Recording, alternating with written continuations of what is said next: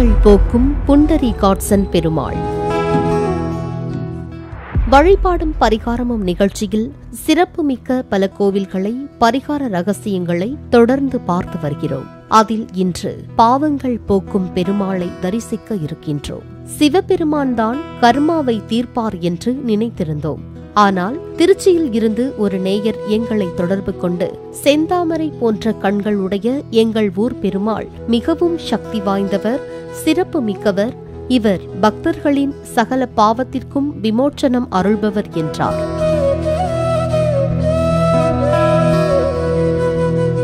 அது என்ன தாமரை கண்ணன் என்றோம். புண்டரீகாட்சன் என்பது இங்குள்ள பெருமாளின் திருநாமமாம். புண்டரீகாட்சன் என்றால் செந்தாமரை கண்ணன் என்று அர்த்தமாம். உலகில் மனித பிறவி பாவ வலையால் பின்னப்பட்ட ஒரு சங்கிலி தொடர். இதிலிருந்து விடுபட்டு வாழ்வில் சகல சந்தோஷமும் பெற கட்டாயம் இறையருள் அவசியம்.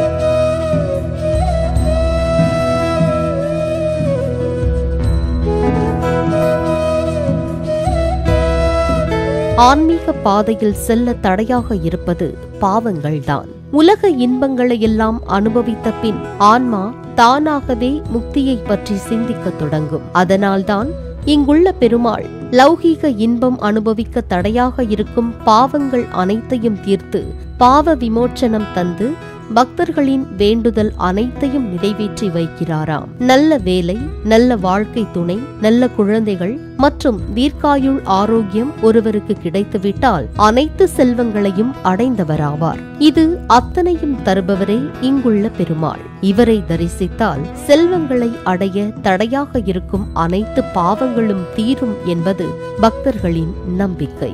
பல ஜென்ம பாவங்கள் போக்கும் புண்டரீகாட்சன் பெருமாளை தரிசிக்கும் முன் முதலில் இன்றைய வழிபாட்டை முதலில் பார்க்கலாம்.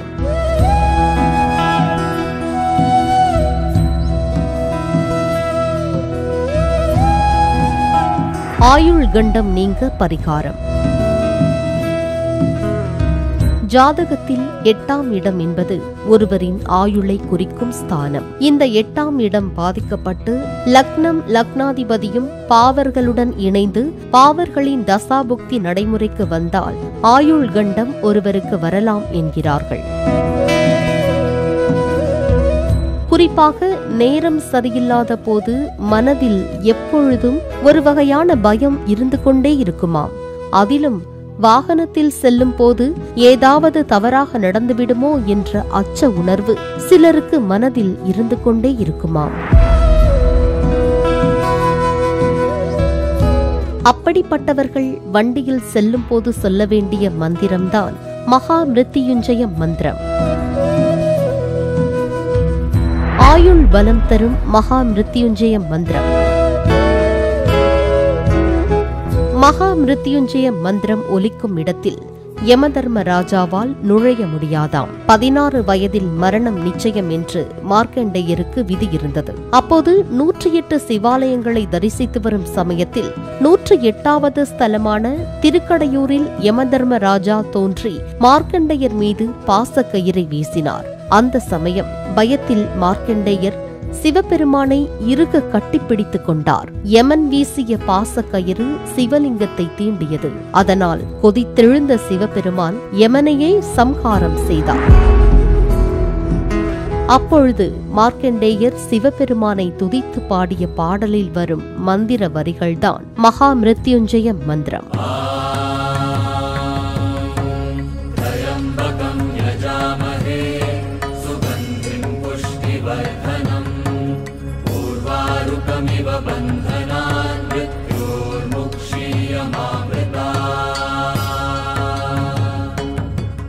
நோய்வாய்ப்பட்டவர்கள், படுத்த படுக்கையாக பல வருடங்களாக இருப்பவர்கள், மேலும் சுயநினைவே இல்லாமல் கோமாவில் இருப்பவர்கள் படுத்திருக்கும் அறையில் மகா மிருத்யுஞ்சய மந்திரத்தை தொடர்ந்து ஒலிக்கவிட்டால் அவர்கள் நிச்சயம் விரைவில் நலம் பெறுவார்கள் என்பது நம்பிக்கை.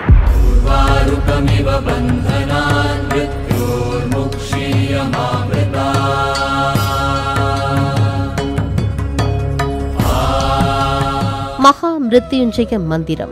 ஓம் த்ரயம்பகம் யஜாமகே சுகந்திரம் புஷ்டிவர்த்தனம் உர்வாருக மிவ பந்தனான் மிருத்யோர் முஷீக மாமிருதாத். நேயர்களே, மீண்டும் ஒரு முறை மந்திரம் உங்களுக்காக. ஓம் த்ரயம்பகம் யஜாமகே சுகந்திரம் புஷ்டிவர்த்தனம் உர்வாருகமிவ பந்தனான் மிருத்யோர் முஷீக மாமிருதாத். இந்த மந்திரத்தை தொடர்ந்து சொல்லி வர கட்டாயம் சிவபெருமான் அருளால் ஆயுள் ஆரோக்கியம் உண்டாகும் என்பது நம்பிக்கை.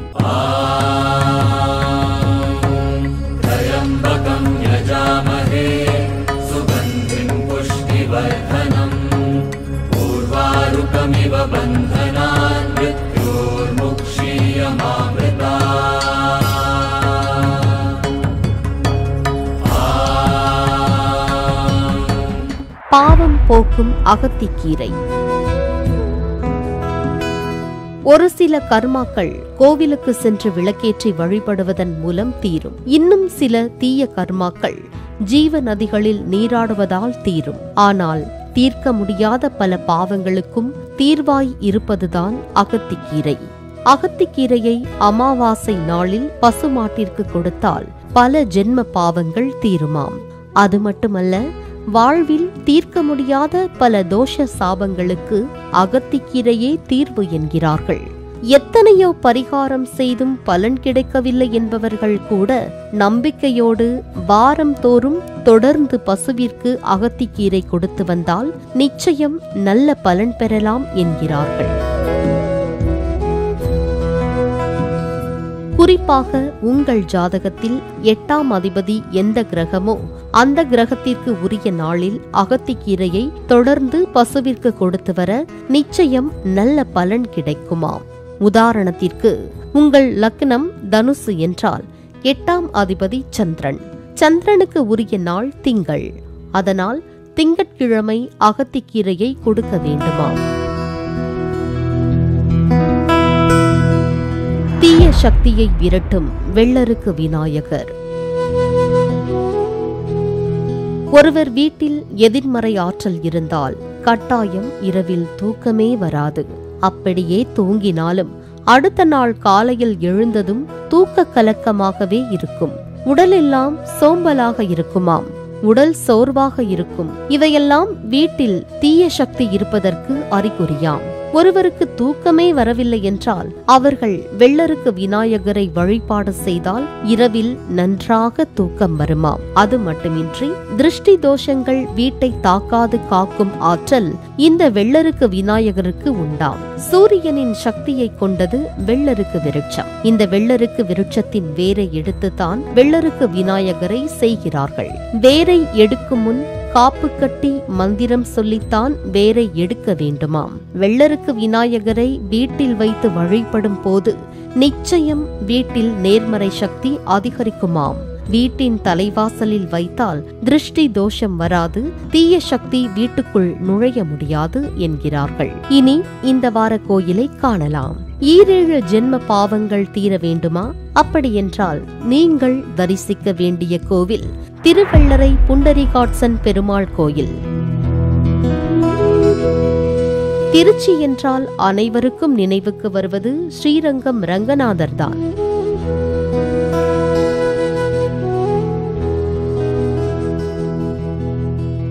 அரங்கா அரங்கா என பக்தர்கள் பாசத்துடன் அழைக்கும் ரங்கநாதர் கோவில்தான் 108 திவ்ய தேசங்களில் முதல் திவ்ய தேசம். இந்த அரங்கநாதரை விடவும் பழமையான பெருமாள் கோவில் ஒன்று இதே திருச்சியில் இருக்கிறது என்ற போது எங்களுக்கு ஆச்சரியம் அதிகரித்தது. அந்த கோவில் எந்த கோவில் என கேட்டோம். அந்த கோவில்தான் திருச்சி திருவெள்ளரை புண்டரீகாட்சன் பெருமாள் கோவில் என்றார்கள்.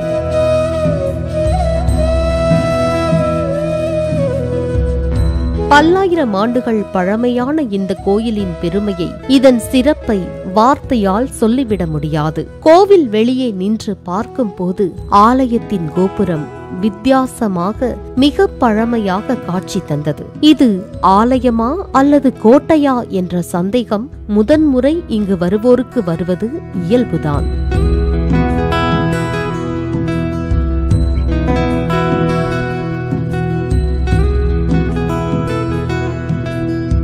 கோட்டை போல இருக்கும் இந்த கோயிலின் சுற்றுச்சுவரை சுற்றி பார்க்கவே ஒரு நாள் போதாது. பொதுவாக சிவாலயத்தில்தான் வில்வ மரம் ஸ்தல விருட்சமாக இருக்கும். ஆனால் ஆச்சரிய அதிசயமாக இந்த கோவிலில் ஸ்தல விருட்சமாக வில்வம் இருக்கிறது. ஆலயத்தை சுற்றி சுற்றி திருக்குளங்களை காண முடிகிறது. இது அனைத்துமே சகல பாவங்களுக்கும் விமோச்சனம் தரக்கூடிய அற்புத தீர்த்தங்களாம். பாவம் போக்கும் பெருமாள். பாவ புண்ணியங்களுக்கு ஏற்ப ஆன்மா பிறப்பதும் மறைவதும் தொடர்ந்து கொண்டே இருக்கிறது. பிறப்பெடுத்த ஜீவன் மறைந்ததும் வைகுந்த வாசலை நோக்கி செல்கிறது.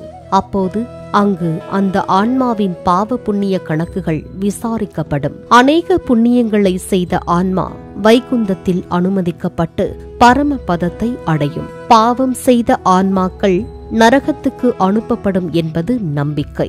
பாவங்கள் செய்த ஆன்மா என்றாலும் பரம்பொருளின் கருணையால் இறுதி வாய்ப்பாக இந்த கேள்வி கேட்கப்படுமாம். பூலோக வைகுந்தமாம் திருவள்ளரையின் திருகோபுரத்தை தொலைவிலாவது தரிசித்த புண்ணியம் உமக்குண்டா? ஆம் என்று அந்த ஆன்மா கூறினால் அந்த ஆன்மா உடனே வைகுந்தத்தில் அனுமதிக்கப்படுமாம்.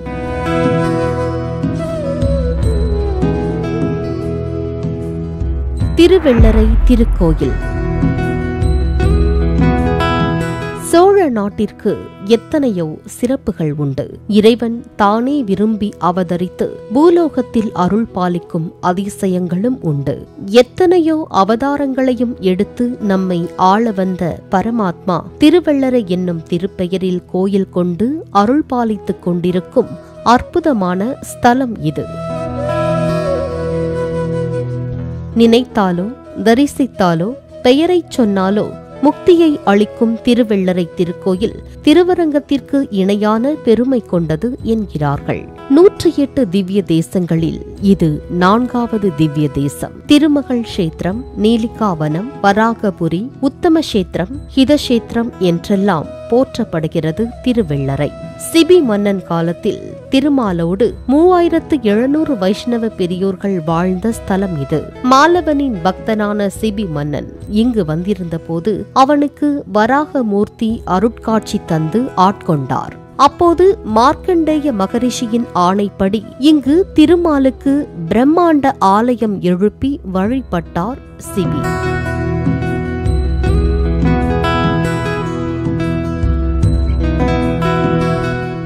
ஆலயத்தின் அழகு. திருச்சி துறையூர் மார்க்கத்தில் கொள்ளிடம் ஆற்றின் வடபகுதியில் 10 ஏக்கர் நிலப்பரப்பில் அமைந்துள்ளது இந்த கோவில். பிரம்மாண்டமான மதில் சுவற்றை கடந்து உள்ளே சென்றால் பிரமிக்க வைக்கிறது ஆலயம். எத்தனை எத்தனை அழகான சிலைகள், எத்தனை அழகான தூண்கள் பார்ப்பவரை வியக்க வைக்கிறது. 3 பிரகாரங்களை கொண்ட இந்த கோயிலில் எத்தனையோ சிறப்புகள் உள்ளன. இங்கு பெருமாள் நின்ற கோலத்தில் கிழக்கு முகமாக அருள் புரிகிறார். இது தவிர தனிச்சந்நிதியில் செங்கமலவல்லி தாயார், நரசிம்மர், ராமானுஜர், ஆண்டாள் ஆகியோரும் அருள் பாலிக்கின்றனர். இந்த கோவிலை சுற்றி 7 வகையான தீர்த்தங்கள் உள்ளன. அவை திவ்ய கந்தசிர புஷ்கரணிகள், குச, சக்ர, புஷ்கல, பத்ம, வராக மணிகர்ணிகா ஆகும். ஸ்தல வரலாறு. முன்பு ஒரு சமயம் புண்டரீகன் எனும் பெருமாள் பக்தர் திருவெள்ளரையில் ஒரு நந்தவனம் அமைத்து அதில் வளர்த்து வந்த துளசியை கொண்டு பெருமாளையும் செண்பகவல்லி தாயாரையும் வழிபட்டு வந்தாராம். ஒரு நாள் புண்டரீகனின் பக்தியில் மகிழ்ந்த பெருமாள் புண்டரீகனுக்கு காட்சி தந்து அருள் பாலித்தார். அன்று முதல் புண்டரிகாட்சன் பெருமாள் என்ற திருநாமத்துடன் இங்கு எழுந்தருளி அருள் பாலித்து வருகிறார். வெள்ளை பாறையில் அருள் பாலிக்கும் பெருமாள். திருவெள்ளரை கோவில் வெண்பாறையிலான குன்றின் மேல் அமைந்துள்ளதால் இத்தலத்திற்கு வேதகிரி என்ற பெயரும் உண்டு. இத்திருத்தலம் ஸ்ரீரங்கம் கோவிலை விட பழமை வாய்ந்ததாக கருதப்படுவதால் ஆதி வெள்ளரை என்றும் அழைக்கப்படுகிறது. இத்தலத்தின் பெரிய பிரகாரத்தின் தென்பகுதியில் கல்லினால் ஆன அறைகள் உள்ளன. அங்கிருந்து ஒலி எழுப்பினால் கோவில் முழுவதும் அந்த சத்தம் எதிரொலிப்பதாக சொல்கிறார்கள்.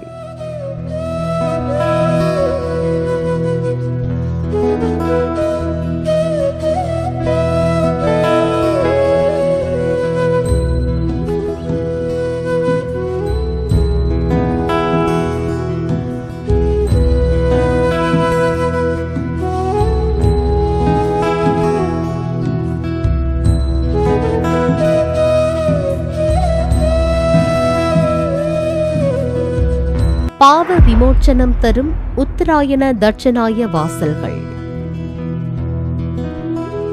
மகாபாரதத்தில் குருஷேத்திர போர் உச்சகட்ட நிலையை அடைந்திருந்த போது கங்கை மைந்தர் பிதாமகர் பீஷ்மர் அம்பு படுக்கையில் இருக்க நேரிட்டது.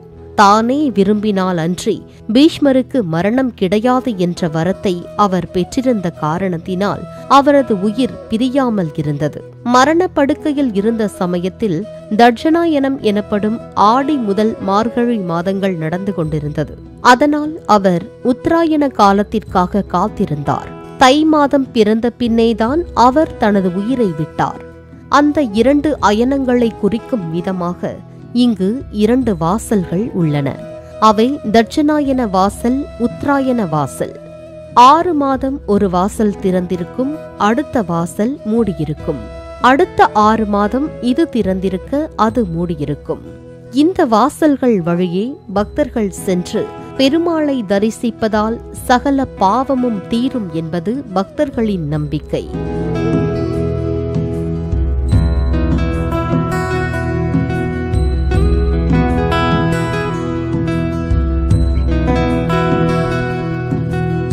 வெற்றி தரும் ஸ்வஸ்திக் சின்ன குளம். ஸ்வஸ்திக் சின்னம் எங்கு இருக்கிறதோ அங்கு லக்ஷ்மி கடாட்சம் இருக்கும் என்பார்கள். விநாயக பெருமானின் கரங்களில் இருக்கும் ஸ்வஸ்திக் சின்னமானது அதிர்ஷ்டத்தை தரக்கூடியதாகவும் கூறப்படுகிறது. வீட்டில் அல்லது வியாபாரம் செய்யும் இடங்களில் ஸ்வஸ்திக் சின்னத்தை சந்தனத்தால் வரைந்து வைத்தாலோ அல்லது ஸ்வஸ்திக் படத்தை மாட்டி வைத்தாலோ எல்லா காரியமும் வெற்றியாகும் என்கிறார்கள். இந்த கோவிலில் ஸ்வஸ்திக் சின்னத்தில் குளம் இருப்பது மிக பெரிய அதிசயமாக சொல்கிறார்கள்.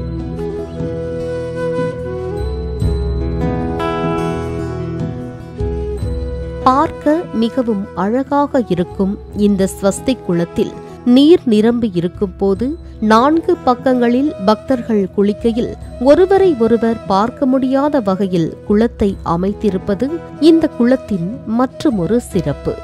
இதில் 52 படிகள் உள்ளன. இக்குளத்தினை 4 மூலைக்கேணி மார்பிடுகு பெருங்கிணறு என்றும் அழைக்கிறார்கள். மேலும் திருமணமாகி நீண்ட நாள் குழந்தை பாக்கியம் இல்லாதவர்கள் இங்குள்ள சப்த குளங்களிலும் தம்பதி சமேதமாக குளித்துவிட்டு பெருமாளையும் தாயாரையும் தரிசனம் செய்தால் நிச்சயம் குழந்தை பிறக்கும் என்கிறார்கள். தாயார்க்கே முதல் மரியாதை. முன்னொரு சமயம் பெருமாள் தாயாருக்கு வரமொன்று தந்தாராம். அந்த வரத்தின்படி எல்லா விழாக்களின் போதும் தாயாருக்கே முதல் மரியாதை வழங்கப்படுகிறது. இங்கு கொண்டாடப்படும் எல்லா உற்சவத்திலும் தாயாரை முன்னே செல்வார். திருமால் அவரை பின்தொடர்ந்து செல்வார். வருடத்தில் ஒரு நாள், அதாவது பங்குனி மாதம் அவிட்ட நட்சத்திரம் அன்று செங்கமலவல்லி தாயார், பெருமாள், பங்கஜவல்லி தாயார் மூவரும் ஒரே சிம்மாசனத்தில் எழுந்தருள்வார்கள். அப்போது மிக அற்புதமாக திருவிழா நடைபெறும். மேலும் ஸ்ரீ ராமானுஜரின் சீடரான எங்களாழ்வார் ஒரு சமயம் ராமானுஜர் இங்கு வந்தபோது தாயாருக்கு நைவேத்தியம் செய்த பிரசாதத்தை ராமானுஜருக்கு அளித்து பசி போக்கினாராம். அதனால் இன்றும் தாயாருக்கு அமுது செய்யப்பட்ட பிரசாதமே ராமானுஜருக்கு படைக்கப்படுகிறது. மயில் தரிசித்த சக்கரத்தாழ்வார். ஒவ்வொரு கோவிலுக்கும் நாம் செல்லும் போது ஏதோ ஒரு அதிசயம் நடக்கவே செய்கிறது. ஆனால் அதை நாம் தான் கவனிப்பதில்லை. யானைக்கு கஜேந்திர மோட்சம் கொடுத்து ஆட்கொண்டவர் மகாவிஷ்ணு. அவரின் மறுபுருவம்தான் சக்கரத்தாழ்வார்.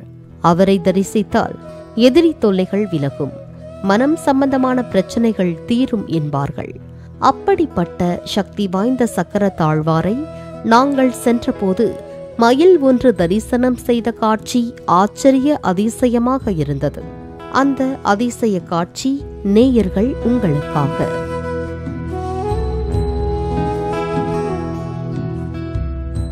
சகஸ்ர தீப பரிகாரம். இத்தலத்தில் அனைத்து விதமான திருவிழாக்களும் பிரம்மாண்டமாக கொண்டாடப்படுகிறது. குறிப்பாக இங்கு நடைபெறும் கருட சேவையை காண கண் கோடி வேண்டும். அதேபோல தேரோட்டம் பிரம்மாண்டமாக நடைபெறுகிறது.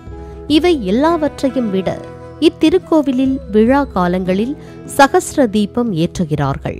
அப்பொழுது கோவில் முழுக்க பலவிதமான தீபங்கள் பக்தர்கள் ஏற்றுகிறார்கள். அந்த சமயத்தில் யார் வந்து என்ன கோரிக்கை வைத்து தீபம் ஏற்றினாலும் அந்த வேண்டுதல் அனைத்தும் உடனே பலிக்கும் என்கிறார்கள். அதனால் திருமணமாகாதவர்கள், குழந்தை பாக்கியம் இல்லாதவர்கள், உடல் நலம் பெற, கடன் தீர என இன்னும் பலவிதமான பிரச்சனைகள் உள்ளவர்களும் தீபம் ஏற்றி குடும்பத்துடன் வழிபடுகிறார்கள்.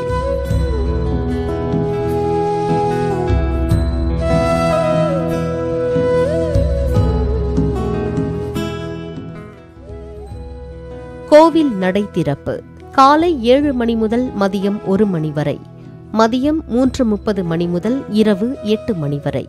இக்கோவிலில் மதியம் நடை சாற்றும் முன் நடைபெறும் உச்சிக்கால பூஜை மிகவும் விசேஷம். அதனால் அந்த நேரத்தில் ஏராளமான பக்தர்கள் வந்து வழிபடுகிறார்கள். எப்படி செல்வது? திருச்சி மாநகரில் இருந்து சுமார் 23 கிலோமீட்டர் தொலைவில் உள்ளது இக்கோவில். திருச்சியில் இருந்து சென்னை தேனி நெடுஞ்சாலையில் ஸ்ரீரங்கம், நொச்சியம், மண்ணச்சநல்லூர் கடந்தால் திருவெள்ளரையை அடையலாம். திருச்சி, துறையூர், திருப்பட்டூர் என சுற்றுவட்டாரத்தில் இருந்து இக்கோயிலுக்கு வர பேருந்து வசதிகள் ஏராளமாக உள்ளன. எந்த கோவிலுக்கு போனாலும் அந்த கோவிலுக்கு நாம் செல்வதால் ஏதோ ஒரு நன்மை நிச்சயம்.